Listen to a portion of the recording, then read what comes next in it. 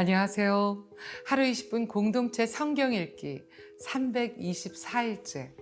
오늘 본문은 사도행전 25장과 26장 말씀입니다. 사도 바울은 복음 전하는 일로 많은 어려움을 당했습니다. 하지만 그는 포기하지 않고 복음을, 예수님의 부활을 전했습니다. 그는 고소당했고 죽을 뻔했지요. 심지어 가이사랴 감옥에 구금된 지도 2년이 지났습니다. 그 사이 새 총독 베스더가 부임했습니다. 그 틈을 타 유대인들은 바울을 죽이려 꾀를 냈지만 베스더 총독에 의해 그 계획은 무산되고 말았습니다. 결국 바울은 자신은 로마 시민의 특권을 활용해서 로마 황제에게 판결을 받겠다고 요청합니다. 베스더 총독도 그의 권한을 인정해 줍니다. 며칠 후 새로 부임한 베스더 총독을 위해 아그리파 2세 유대왕 부부가 가이사랴를 방문합니다. 그 자리에서 우연히 바울을 언급하는데요. 베스더 역시 바울이 죄가 없다는 사실을 알고 있지만 유대인의 마음을 얻기 위해서는 어쩔 수 없었던 것 같습니다. 한편 베스더 총독은 바울을 보고 싶어하는 아그리파 2세를 위해 자리를 마련합니다. 여기서도 바울은 자신의 삶을 간증하는데요. 예수를 믿는 자들을 박해하던 자신이 어떻게 극적으로 예수님을 만나 이렇게 변화되었는지를 이야기합니다. 그 눈을 뜨게 하여 어둠에서 빛으로, 사탄의 권세에서 하나님께로 돌아오게 하고 죄사함과 나를 믿어 거룩하게 된 무리 가운데 기업을 얻게 하리라 하더이다. 이를 들은 베스더 총독은 바울을 미친 사람 취급합니다. 아그리빠 왕 역시 바울의 말을 조롱하고 무시했습니다. 하지만 바울은 굴하지 않고 말이 적으나 많으나 당신뿐만 아니라 오늘 내 말을 듣는 모든 사람도 다 이렇게 결박된 것 외에는 나와 같이 되기를 하나님께 원하나이다 하며 그 자리에 있는 모든 사람들에게 예수님은 우리를 위해 이 땅에 오셔서 죽으셨고 부활하셨으며 일의 증인으로 자신을 부르셨다고 확신 있게 선포합니다. 바울은 복음만이 능력이요 생명임을 알았기 때문에 가능한 일이었습니다. 네, 지금도 복음만이 우리의 생명이며 우리의 능력입니다. 오늘도 이 복음을 전하기 위해서 목숨을 바친 사도 바울을 신앙의 본보기 삼아 부활 소망을 가지고 살아가는 여러분 한 분 한 분을 축복합니다. 자, 그러면 하루 20분 공동체 성경 읽기 사도행전 25장과 26장을 함께 읽겠습니다. 사도행전 25장. 베스도가 부임한 지 3일 뒤에 가이사랴에서 예루살렘으로 올라가자 대제사장들과 유대 지도자들이 그 앞에 나와 바울에 대해 고소했습니다. 그들은 자기들에게 호의를 베푸는 셈치고 바울을 예루살렘으로 이송해 달라고 베스도에게 강력하게 요청했습니다. 이송 도중 매복하고 있다가 그를 죽이려고 준비하고 있었던 것입니다. 베스도가 대답했습니다. 바울이 가이사랴에 묶여 있고 나도 이제 곧 그곳으로 갈 것이니 그에게 무슨 잘못이 있다면 너희 지도자들 몇몇이 나와 함께 가서 그곳에서 고소하도록 하라.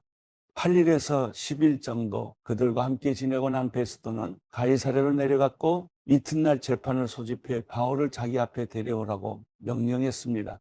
바울이 나타나자 예루살렘에서 내려온 유대 사람들이 그 곁에 둘러서서 여러 가지 중한 제목으로 그를 고소했습니다. 그러나 죄를 입증할 만한 증거는 되지 못했습니다. 그러자 바울이 자신을 변론했습니다. 나는 유대 사람의 율법이나 성전이나 가이사에게 죄지은 것이 전혀 없습니다. 베스도는 유대 사람들의 환심을 사고자 바울에게 말했습니다. 내가 예루살렘으로 올라가 이 고소들에 대해 내 앞에서 재판을 받겠느냐? 바울이 대답했습니다.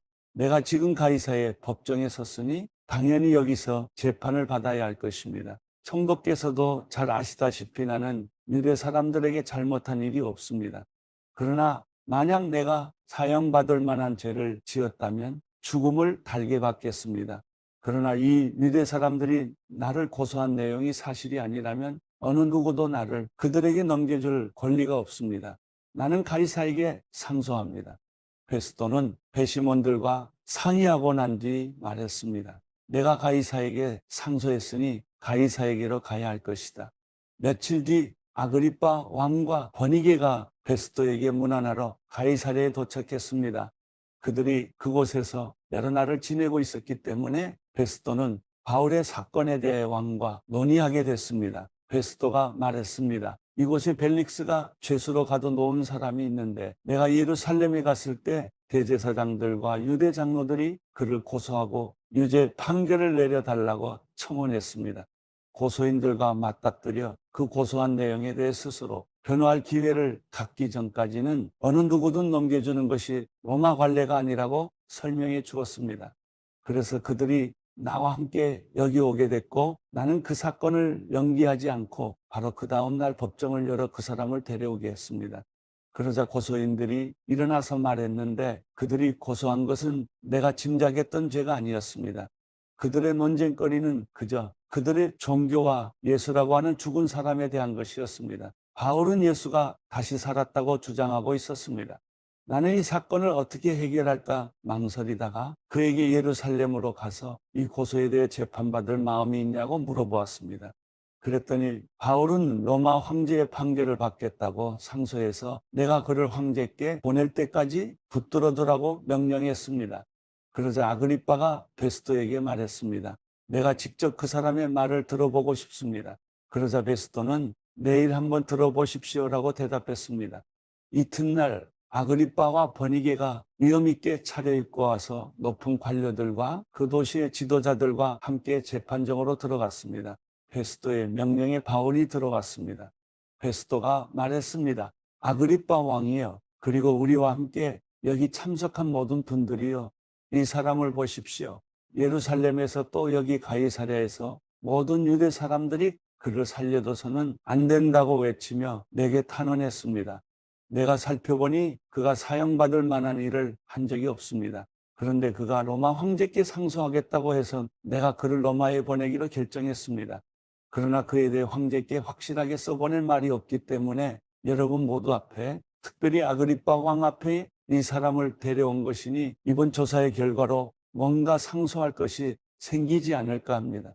고소 내용도 구체적으로 명기하지 않고 죄수를 보내는 것은 상식 밖의 일이기 때문입니다. 사도행전 26장. 그때 아그리빠가 바울에게 말했습니다. 내 자신을 위해 변호할 것을 허락하노라. 그러자 바울은 손을 들어 변호를 시작했습니다. 아그리빠 왕이여, 제가 오늘 당신 앞에 서서 유대 사람들의 모든 모함에 대해 저 자신을 변호하게 된 것을 다행으로 여깁니다. 특히 왕께서는 모든 유대 관습과 문제에 대해 잘 알고 계시니 더욱 그렇습니다. 그러니 제 말을 끝까지 들어주시기를 간절히 바랍니다. 유대 사람들은 제가 어릴 적부터 제 고향과 예루살렘에서 어떻게 살아왔는지 다 알고 있습니다. 그들은 오랫동안 저를 알았고 제가 우리 종교의 가장 엄격한 종파를 쫓아 바리새파 사람으로서 어떻게 살았는지 증명할 수도 있을 것입니다. 그런데 제가 오늘 재판을 받는 것은 하나님께서 우리 조상들에게 약속하신 것에 소망을 두고 있기 때문입니다. 이것은 우리 12지파가 밤낮으로 하나님을 열심히 섬기면서 이뤄지기를 바라던 바로 그 약속입니다. 왕이여, 바로 이 소망 때문에 유대 사람들이 저를 고소하고 있는 것입니다. 여러분은 왜 하나님께서 죽은 사람을 다시 살리신다는 것을 믿지 못할 일로 생각합니까? 저도 한때는 나사렛 예수의 이름을 반대하기 위해서라면 무엇이든 다 해야 한다고 확신했던 사람입니다.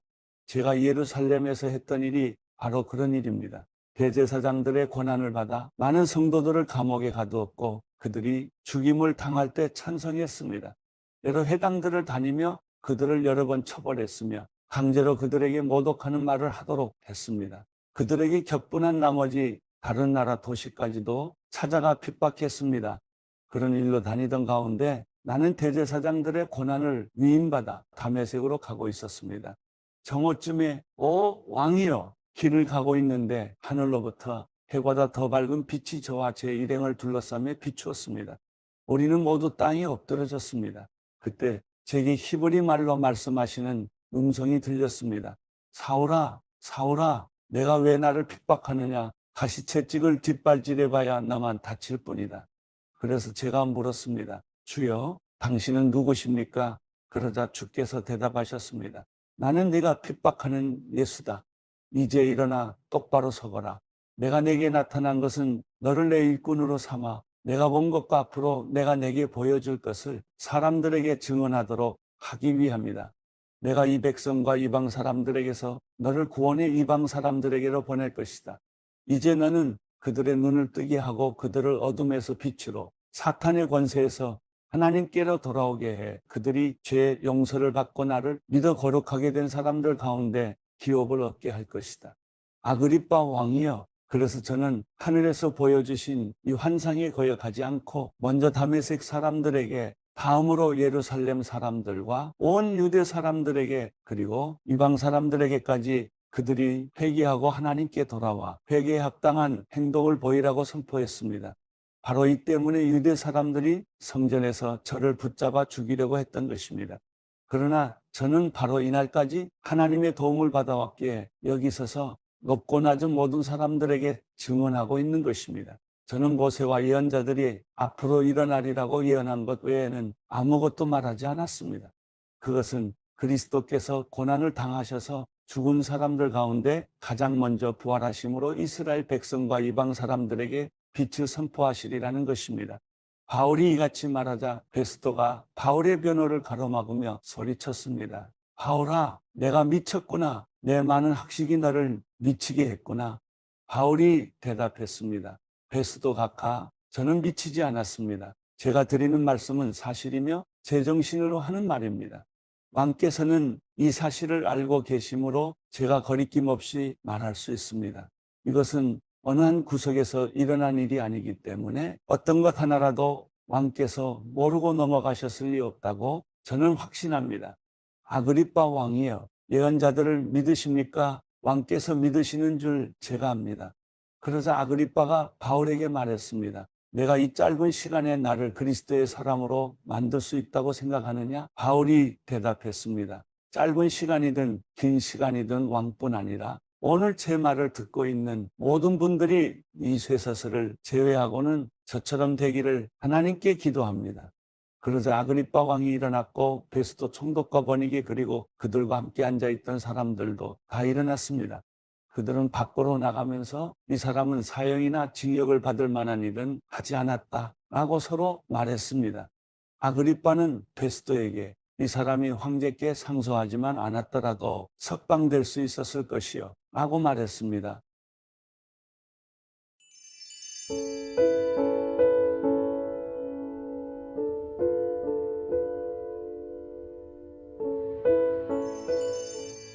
시편 14편. 어리석은 사람들은 그 마음속으로 하나님이 없다고 말합니다. 그들은 썩었고 가증스러운 죄악을 저지른 사람들이며 선을 행하는 사람이라고는 하나도 없습니다. 여호와께서 하늘에서 사람의 자손들을 내려다보시며 지각이 있는 사람이 있는지 하나님을 찾는 사람이 있는지 살펴보셨지만 모든 이들이 곁길로 돌아섰고 다 함께 썩어 선을 행하는 사람이라고는 없으니 정말 하나도 없습니다. 악을 행하는 사람들아 무지해서 그러느냐? 그들이 내 백성을 떡 먹듯 삼키고 나 여호와를 부르지도 않는구나. 하나님이 의인의 세대와 함께 계시니 거기서 악한 사람들은 두려움에 사로잡혔습니다. 너희가 가난한 사람의 계획을 비웃었지만 오직 여호와께서 그들의 피난처가 되시리라. 오 이스라엘의 구원이 시온에서 나오게 하소서. 여호와께서 그 포로된 백성을 자유롭게 하실 때 야곱이 즐거워하고 이스라엘이 기뻐할 것입니다.